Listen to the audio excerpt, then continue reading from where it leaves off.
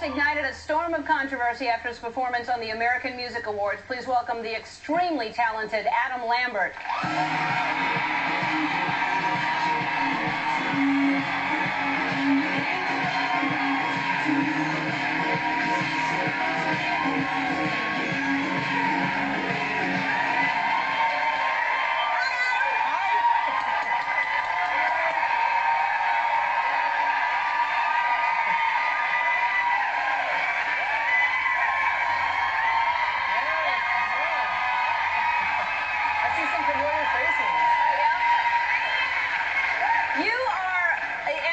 You in rehearsal, which, by the way, your voice just blows me away. I love your voice. It's so beautifully clear and strong, and but you're just even more beautiful in person. Like, you're good looking, but you're like,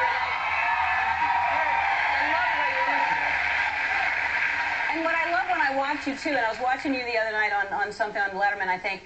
When you perform, you are so present. You don't ever seem, and I know you've done this for a while and you've done theater, but you just never seem nervous. You always seem like you're in the moment and you're singing and you're... That's what you think. Really? Really? I get nervous a lot. I just have learned how to kind of hide it. Yeah, but usually you can't hide it in eyes. You can see in someone's eyes, but you don't seem to get nervous, but you do get nervous. Yeah, here and there. Yeah. Yeah. All right, so... I was nervous the other night. Yeah, okay, let's... Were you nervous before you went on stage with the AMAs, or nervous after? Or, all of the above. Just a little bit nervous. Because that was your like debut. That was your coming out. Like, here, what's he gonna do? Yeah, yeah. And I suppose I think part of what I got caught up in is that I forgot that this is the first time people were seeing me on TV again after Idol, and I didn't really think about that as objectively as I might have wanted to. Because that's sort of how you are all the time, like that you're that much of a showman on stage? Well, I mean, it's... I say the word showman. Showman. Yes. Yeah. I mean, I think on Idol, I experimented with a lot of different styles and outfits and tempos and things like that. And then I went on tour over the summer and experimented with different types of performing there. And then I was in the studio making a record. So for me, this has all been one journey. And for me, I was like, oh, I'm going to try to do something a little risque now. And it just, a lot of people didn't like it. It was maybe a little too far. Yeah. And do you feel that now? Do you feel it was too far? I think in hindsight, I look back on it and I go, okay, maybe that wasn't the best first impression to make again. Like the second impression.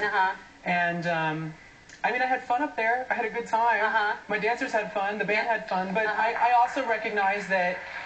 Thank you. Thank you. But you know what?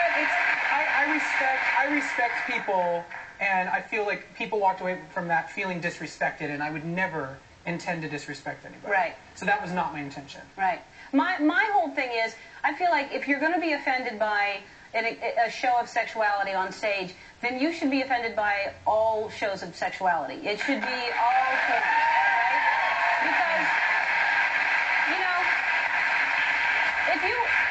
if you have kids at home and they're watching it, whatever, 10 o'clock at night, 11 o'clock at night, your kids shouldn't be seeing anybody acting in an extreme sexual manner. I don't think that's okay, if you're going to be offended by it. But if not, then it should be okay for everybody. It shouldn't be excluded, because everybody else does it. Yeah, I think it's not, people aren't used to seeing gay men portrayed that way on TV. I mean, the gay male image in the media tends to be very cliche and safe.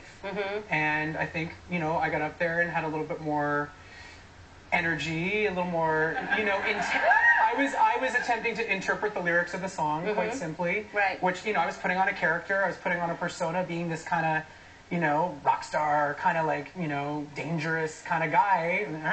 After seeing one of my favorites, Lady Gaga, tear it apart on stage, she was incredible. Yeah. And I don't know, something came over me, I got caught up in the moment, and maybe went a little too far. And how did your parents feel about it? What did they think? I think my dad was like, well, maybe you should apologize, Adam. I don't know. Yeah. Maybe you should do that. And I was like, well, Dad, I don't feel like I did anything wrong. It just maybe wasn't the right judgment call. Right.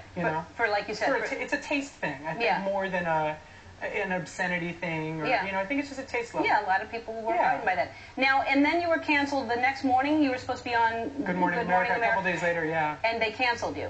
I think ABC was a little bit ABC was mad at you. And I don't blame them. You know, I got carried away. It was stuff that I did not do in the rehearsal, so they were probably a little bit taken aback.